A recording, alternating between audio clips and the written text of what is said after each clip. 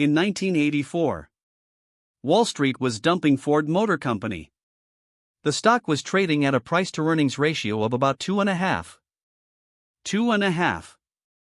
Most analysts thought it was going bankrupt. One man bought it by the truckload.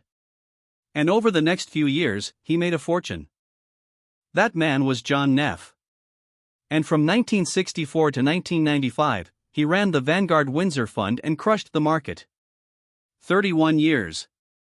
An average annual return of roughly 13.7%, versus about 10.6% for the S&P 500. $10,000 handed to John Neff in 1964 would have grown to over $560,000 by the time he retired. So how did he do it? It wasn't charisma. It wasn't fancy models. It was one stubborn idea that almost nobody had the stomach to follow. John Neff wasn't flashy. He didn't want to be on television. He drove to work in the same beat-up car for years and packed his lunch. He was born in 1931 in Wauseon, Ohio. Worked his way through the University of Toledo. Got his MBA at Western Reserve. And in 1964, at the age of 32, he took over a tiny mutual fund called Windsor. Other fund managers gave him a nickname. They called him the professional's professional. Why? Because while everyone else chased the hot stocks of the day, the Nifty 50 in the 70s, the tech darlings later, Neff just kept buying boring, beaten-down companies. And he kept winning. Here's the part that made him a legend. The Windsor Fund grew so popular, so consistent, that Vanguard had to close it to new investors in 1985. A mutual fund, turning away money. That almost never happens. But here's where Neff's real genius shows up in the formula he carried in his head every single day. Neff had one equation. He called it the total return ratio. Take a company's projected earnings growth. Add its dividend yield. Then divide by the price-to-earnings ratio. That's it. If the number was above 1, the stock was interesting. If it was above 2, he started paying close attention. Most investors stop at the P/E ratio. Neff didn't. He wanted to know what you were getting for that price. A stock trading at 15 times earnings sounds expensive, until you realize it's growing 12% and paying a 4% dividend. That's a 16/15 ratio. Now compare it to a glamour stock at 50 times earnings, growing 18%, paying nothing. 18/50. Less than half as attractive. This is how Neff thought. Cold. Mathematical. Patient. He called himself a low price-to-earnings investor, but really, he was hunting for misunderstood quality. Companies with good earnings, fair growth, that the market had simply forgotten or feared. And 1984 gave him the trade of a lifetime. By 1984, Ford Motor Company looked like a disaster. The company had lost $3.3 billion between 1980 and 1982.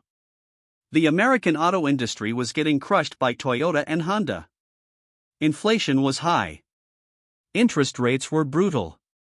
And Ford stock was trading at a price-to-earnings ratio of around 2.5. 2.5. Let that sink in. Investors were so terrified that they were paying about $2.50 for every dollar of Ford's earnings.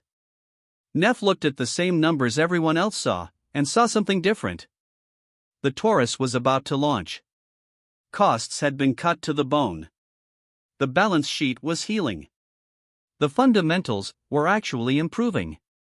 So he bought. And bought. And kept buying. By the late 1980s, Ford had become one of Windsor's largest positions. The stock more than tripled. Some accounts say Neff's Ford investment alone made hundreds of millions of dollars for his shareholders. He didn't predict the recovery. He just refused to pay glamour prices for a company the market had given up on. Now here's the lesson most people miss: it's not the trade itself. It's what made the trade possible. Buying Ford in 1984 felt awful. Imagine telling your friends, your boss, your spouse, that you just put a huge chunk of money into a stock everyone called dead money.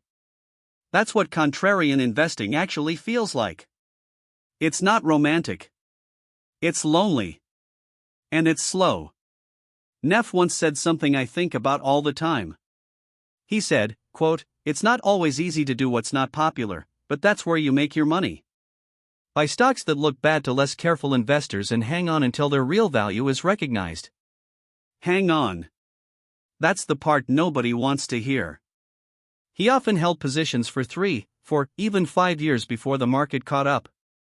And during those years, the stocks frequently went down before they went up. Most investors can't handle that. They check their portfolio weekly. They feel the pain of every dip. They sell. Neff didn't sell. Because his decisions weren't based on price movements, they were based on fundamentals. If the earnings story was still intact, he held. If the total return ratio still made sense, he held. He once said the Windsor Fund's edge wasn't superior intelligence, it was superior temperament. And that is the real secret of contrarian investing. Anyone can run the math. Almost no one can sit still long enough for the math to work.